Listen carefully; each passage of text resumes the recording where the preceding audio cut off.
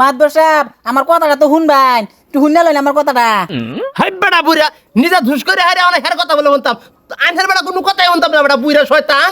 মাতবর সাহেব দাঁড়ান, আমার নাইচা নাইচা আমার বহুত জলের পিসাদ আছে, একটু আপনার বড়ি একটু জলান দেখুন।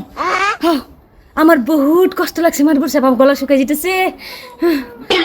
মাতবর সাহেব আমার কথাটা তো শুনতা শুন না, আমার কথা না শুনলে আইনের কিন্তু বহুত বড় ক্ষতি হয়ে যাব।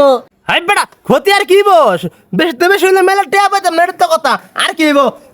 যাবেন যাবেন এ পানি লই নিয়ে অল্প তারা বলে পানি খাইতো। আনতাছি।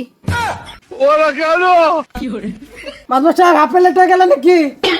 মাতবর সাহেব আগ করে গেছেন কে লিগা? আমি তো আগেই কইছিলাম আমার কথাটা শুনে লইন। হ্যাঁ মাতবরের বউ, ছি আমার খুশিটা ফাল পাইও কোনো লাভ হইল না। মাদবর সাহেব আইনের বউ আমরা তো আগে জানি না, আমরা তো পিছা দেখলাম না। না বিচার ডাক্তার ভালো হয়েছে।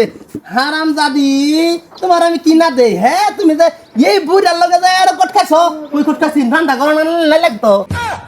মাতবর সাহেব পাত খেতেও না, ঘরের ভিতরেও না, ডুলির ভিতরে কট খাইছে দুইজন। ঠিক আছে ধান দাঁড়াতে ফানছ বুঝছ, জুড়িটা কিন্তু সেই লাগছে। যা এক কাম কর তুই, তো আমি তোর ব্যাপার হইতাম না, কাজ একটা রাইতে হারিয়া তুই বেড়া পড়ে তোর মারে দেখে সংসার করার লাগিয়া।